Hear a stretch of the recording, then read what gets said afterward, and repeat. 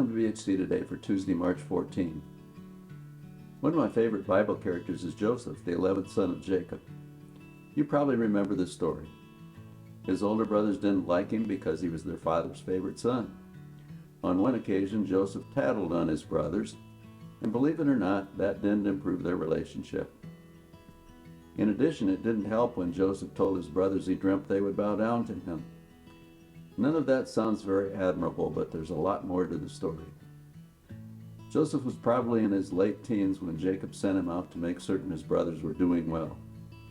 When they saw him coming, they plotted to kill him, but decided instead to throw him in an empty cistern. Meanwhile, a group of traders came through the area, and the brothers sold Joseph to them as a slave for 20 shekels of silver. The traders took him to Egypt, where he was sold to Potiphar, Pharaoh's captain of the guard. Ultimately, Potiphar put Joseph in charge of his household, and everything was going well. That is, until Potiphar's wife decided to accuse Joseph of trying to sleep with her, and Joseph ended up in prison. But that's not the end of the story. The warden put Joseph in charge, so a prisoner was running the prison. Later, Joseph interpreted dreams of Pharaoh's baker and cupbearer when they spent a short time in prison. The cupbearer regained his job and said he would remember Joseph, but forgot him until 2 years later when Pharaoh had dreams that no one could interpret.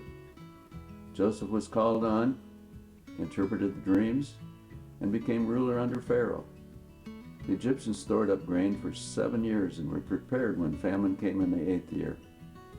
Ultimately, Joseph and his family were reunited and reconciled, and Joseph's actions saved them from starvation. I like Joseph's story for several reasons. He relied on God. His actions were honorable to God, and he gave God the credit for interpreting dreams. He didn't complain, but instead seemed to work as if for God. He forgave his brothers, telling them, "It was to save lives that God sent me ahead of you."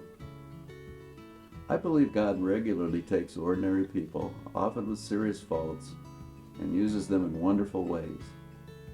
Joseph may have been a terrible teenager when he was sold as a slave by his brothers. David was out herding sheep before he became king. Gideon was a simple farmer who was trying to hide from the Midianites when God used him to chase them from Israel. Jesus used a group of unknown ordinary men to lead his church. God can use us too. We may never be famous or even recognized, but we will make a difference in our world if we follow God and do His will. And that's something to think about. May your day be filled with the joy that only God can provide.